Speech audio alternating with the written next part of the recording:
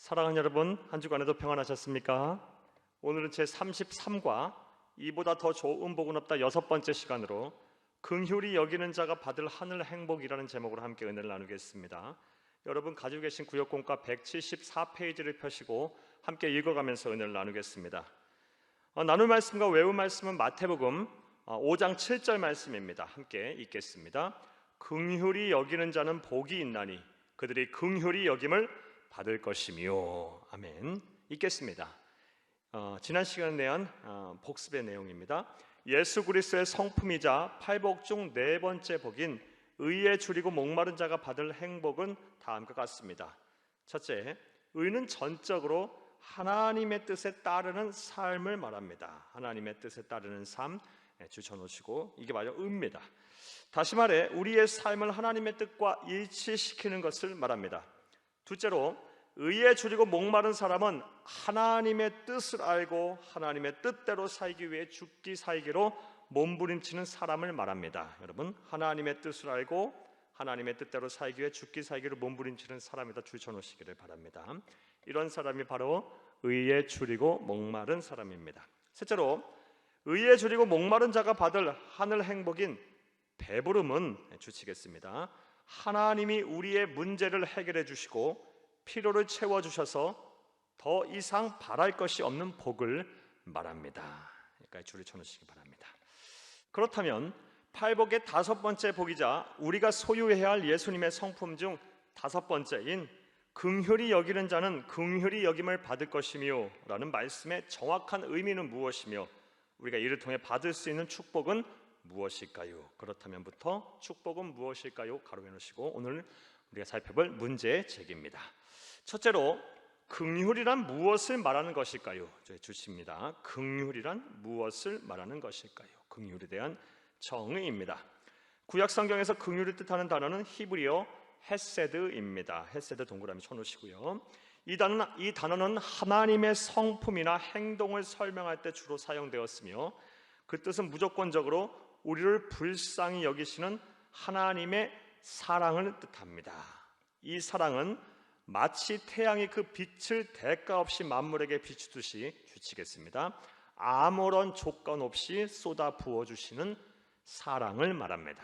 하나님의 사랑, 아무런 조건 없이 쏟아 부어주시는 그 사랑을 가리켜서 헤세드라고 말하고, 이 단어가 바로 긍휼입니다. 또한 신약 성경에서 긍휼을 의미하는 단어 헬라어 엘레오스입니다. 엘레오스의 동그라미 쳐놓으시고요. 이 단어는 이 땅에 오신 하나님이신 예수님께서 보여주신 긍휼을 말할 때 사용된 단어입니다. 주치겠습니다. 이 땅에 오신 하나님이신 예수님께서 보여주신 긍휼을 말할 때 사용하는 단어가 바로 엘레오스입니다. 우리는 예수님께서 직접 말씀해 주신 선한 사마리아의 비유를 통해 이 긍휼의 의미가 무엇인지 알 수가 있습니다. 예루살렘에서 여리고로 가는 험한 길 위에서 어느 유대인이 강도를 만나 모든 것을 다 빼앗기고 거의 죽게 되었습니다. 그런데 같은 동족이자 모범적인 신앙인이라고 자부해온 제사장과 레위인은 단순히 그를 동정하고 불쌍하게 여길 뿐 자신의 안위가 걱정되어 그냥 지나쳐버렸습니다. 하지만 유대인들이 천하게 생각하여 상대하기를 꺼렸던 사마리아인은 달랐습니다. 그는 길가에서 강도를 만나 죽어가는 사람에게 자신의 시간과 비용 그리고 마음을 다해 상상할 수도 없는 도움을 주었습니다. 이를 통해 알 수 있는 긍휼은 다음과 같습니다. 엘레오스는 다음과 같습니다. 주치겠습니다. 먼저, 긍휼을 베풀어야 할 대상에는 어떠한 차별도 없어야 합니다. 줄을 쳐놓습니다. 우리 주님께서 말씀하시고 보여주신 긍휼 엘레오스란 긍휼을 베풀어야 될 대상에는 어떠한 차별도 있어서는 안 된다는 것입니다. 긍휼을 베풀 때는 그 사람이 어떤 사람이냐가 아니라 그 사람의 상황이 얼마나 절실한가를 더 중요하게 생각을 해야 합니다. 또한 주치겠습니다. 긍휼은 자기 자신의 이익을 생각하면서 하는 것이 아니라는 것입니다. 줄을 칩니다. 만약 사마리아인이 자기의 이익만을 생각하였더라면 절대로 강도를 만난 사람을 도울 수가 없었을 것입니다. 나아가 주치겠습니다. 긍휼은 마음과 생각으로 하는 것이 아닌 구체적으로 행동하고 실천하는 것입니다. 줄을 칩니다. 사도 요한 역시 자녀들아 우리가 말과 혀로만 사랑하지 말고 행함과 진실함으로 하자. 요한일서 3장 18절 말씀입니다 라고 말을 했습니다. 성경에서 긍휼을 표현하는 두 단어, 구약의 헤세드와 신약의 엘레오스를 토대로 긍휼을 정의하면 주치겠습니다.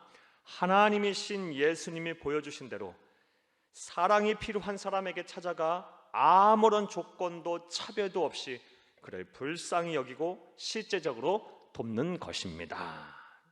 긍휼의 정의입니다. 긍휼히 여기는 자는 복이 있나니 그들이 긍휼히 여김을 받을 것이며 라고 말한 예수님 말씀하신 팔복, 예수님의 성품 중에 하나인 긍휼이란, 다시 말씀드리면 하나님이신 예수님이 보여주신 대로 사랑이 필요한 사람에게 찾아가 아무런 조건 없이 차별도 없이 그를 불쌍히 여기고 실제적으로 돕는 것을 말합니다.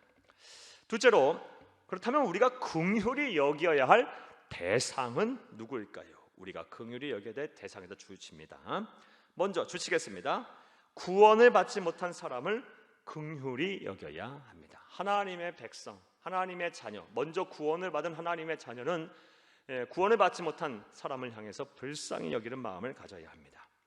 마태복음 9장 36절 말씀에 우리 예수님께서 말씀하셨습니다. 무리를 모시고 불쌍히 여기시니 이는 그들이 목자 없는 양과 같이 고생하며 기진함이라 라고 말씀하셨습니다.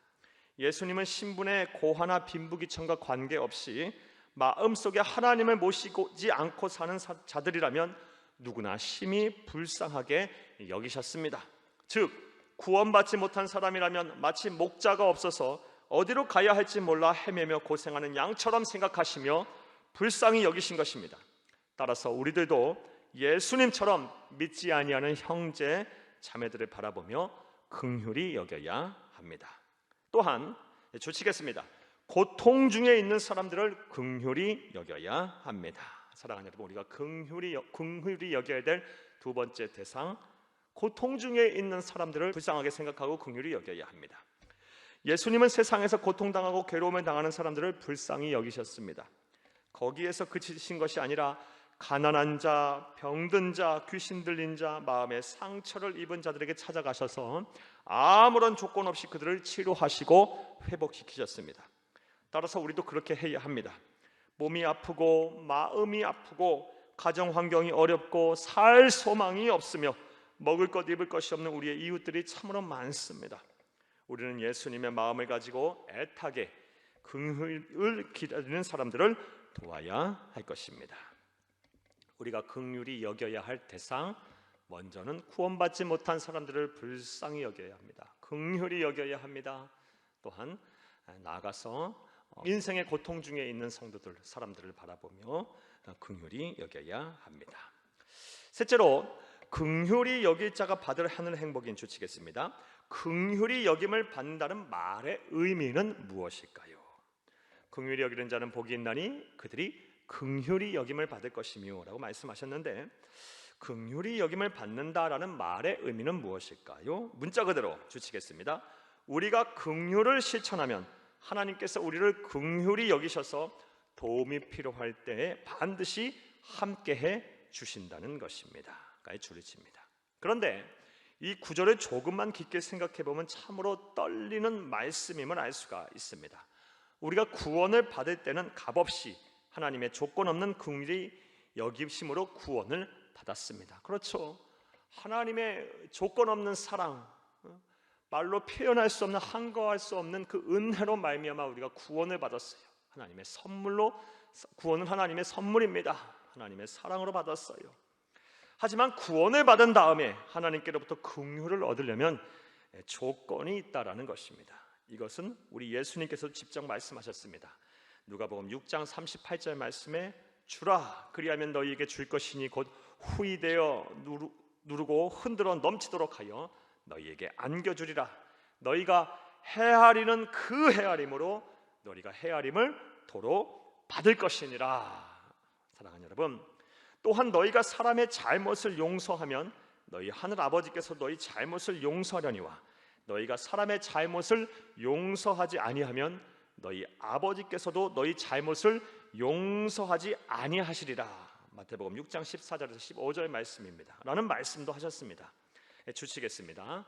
하나님께 긍휼히 여김을 받고도 남을 긍휼히 여기지 아니하면 그때부터는 하나님께서도 얼굴을 돌리신다라는 것입니다.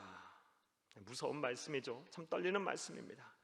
우리가 처음 긍휼하심을 받아 하나님의 백성, 하나님의 자녀가 됐을 때는 아무런 조건 없는 사랑으로 긍휼을 여김을 받았어요. 하지만 이제 하나님의 백성이 되고 하나님의 자녀가 되었으면 우리가 긍휼히 여겨야 그 긍휼히 여기심을 보고 그때부터 하나님께서 우리를 긍휼히 여기신다라는 것입니다. 따라서 이미 하나님의 긍휼을 잊고 구원을 받은 우리들은 계속해서 하나님의 긍휼을 받기 위해서 남을 긍휼히 여기고 긍휼을 실천해야 할 것입니다. 사랑하는 여러분, 우리는 8복 중 5번째 복인 긍휼히 여기는 자는 긍휼히 여김을 받는다는 말씀에 대해 살펴보았습니다. 가로를 칩니다. 먼저 긍휼히 여기는 것은 단순히 불쌍히 한 사람을 동정하는 정도가 아니라 하나님이신 예수님이 보여주신 대로 사랑이 필요한 사람에게 찾아가 아무런 조건도 차별도 없이 그를 불쌍히 여기고 실제적으로 돕는 것입니다. 긍휼의 정의입니다. 또한 우리가 긍휼히 여겨야 될 대상은 구원받지 못한 사람과 삶의 고통 가운데 있는 사람입니다. 이제 예수님의 마음으로 이런 사람들에게 긍휼을 실천하셔서 우리가 긍휼이 필요할 때마다 하나님의 강권적인 기적과 섭리로 긍휼히 여김을 받는 하늘 행복을 누릴 수 있기를 간절히 바랍니다. 까지 괄호를 칩니다. 오늘 말씀에 대한 내용이 요약이었습니다. 할렐루야. 자, 이제 말씀과 만남을 보겠습니다. 1번, 8복 중 5번째 복인 긍휼히 여기는 자가 받을 축복은 무엇일까요? 하늘의 행복은 무엇일까요? 긍휼히 여기는 자는 복이 있나니 그들이 긍휼히 여김을 받는다라고 말씀하셨습니다. 긍휼히 여김을 받을 것이다 라는 것입니다. 2번, 긍휼히 여김을 받는다는 것은 무엇을 하고 있을까요? 우리가 긍휼히 여길 때 하나님께서는 우리에게 나타나셔서 기적과 또 섭리로 우리를 불쌍히 여기시고 우리가 필요할 때, 긍휼이 필요할 때 우리를 도와주신다는 것입니다. 3번, 우리가 긍휼히 여겨야 될 대상을 구원받지 못한 사람과 삶의 고통 가운데 있는 사람들입니다. 이들을 위해 어떻게 하나님께 이끌어갈 수 있을지 함께 나누어 봅시다. 먼저는 구원받지 못한 사람에게는 복음을 전하는 것입니다. 전도하고 선교하는 것입니다. 그래서 그들이 구원받을 수 있고 우리와 똑같이 구원을 받을 수 있도록 하는 것이 어찌 보면 가장 그들의 필요를 채우는 것이고 그들을 긍휼히 여기는 것입니다. 또한 삶의 고통 가운데 있는 사람들에게 필요를 채우는 것, 우리가 말과 생각으로뿐만이 아니라 행함과 진실함으로 그 직접적인 필요를 채워주는 것이 바로 그들을 하나님께로 이끌어가는 것일 것입니다. 우리의 선한 행동을 통해서 그들은 하나님을 만나게 될 것이고 또 예수를 믿게 될 것입니다. 무엇보다 그들을 위해서, 구원받지 못한 사람을 위해서, 또한 삶의 고통 가운데 있는 사람들을 위해서 기도하는 것이 바로 그들을 하나님께로 이끌어가는 것입니다. 우리가 기도하면 불가능한 것들도 가능하게 될 것입니다. 구원받지 못한 사람들을 완고하여 하나님의 말씀과 복음을 거부하는 그런 구원받지 못한 사람들도 우리가 기도하면 하나님의 능력으로 마음의 문이 열리게 될 것이고 또 삶의 고통 가운데 있는 사람들 또한 하나님의 기적과 하나님의 섭리로 말미암아 그들의 삶의 문제가 해결될 것입니다. 하나님께서 일하실 것입니다. 그들을 위해서 기도하는 것, 무엇보다 그들을 하나님께로 이끌어가는 우리가 긍휼히 여기는 방법입니다. 감사합니다.